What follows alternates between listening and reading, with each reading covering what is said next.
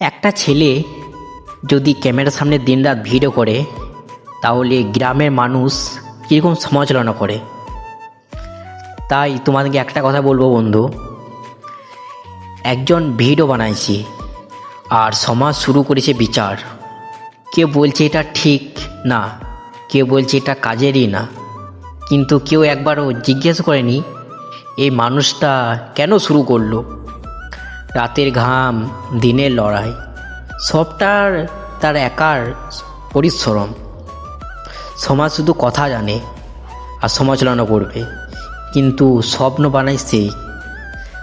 তাই বন্ধু আমি একটাই কথা বলবো, তোমরা মানুষ কে কী বলছে এটা দেখলে হবে না, তোমরা নিজের কাছে নিজেই চালিয়ে যাও। দেখবে একদিন ওই মানুষগুলাই বলবে কি ছেলেটা কী ছিল আর কি হয়ে গেল।